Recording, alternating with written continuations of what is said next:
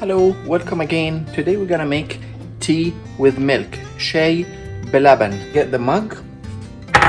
We put mug. We call it mug. Any other cups we call it كوباية. كوباية means cup. So this is mug, but this is كوباية. كوباية is glass cup. So we get the mug. Then we get معلقة صغيرة, spoon. Small spoon or teaspoon, and I put 1 teaspoon of sugar. معلقة واحدة سكر. Sugar is سكر. معلقة teaspoon واحدة, only 1.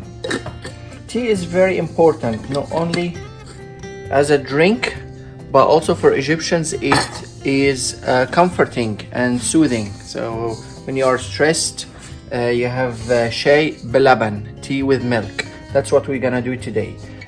After that, we get a tea bag. I get this brand called Swan, Al-Wizza Swan tea bag, and put the tea bag in the cup. And then we get the milk, laban. We open the fridge, تلاجة. We open تلاجة. We get the milk. We get اللبن, and we put شوية لبن, a little bit of milk, شوية لبن.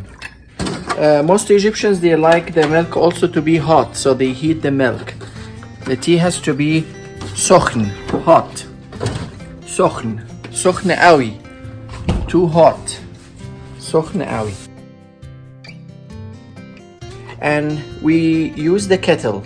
If I'm in Egypt, I will use what's called barrad, a pot, a tea pot, barrad. But here we use the kettle, so we heated the water, and then I put the water, and you make شاي بلبن, and then you stir it and you make شاي بلبن.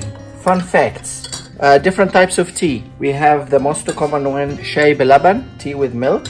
Usually they drink it in the morning, شاي بلبن. And lots of people they can have more than 5 cups of tea a day in Egypt. They drink a lot of tea. The common one also is شاي سادة, the black tea. شاي سادة. سادة means blank. So blank tea or شاي سادة. This is شاي بلبن. There is شاي سادة. And also there is شاي بنعناع, tea with mint. Tea with mint. Also very common. However, those are the 3 most popular teas. Fun fact number 2, if you are in a restaurant and you want to give someone a tip, you say that's for your tea.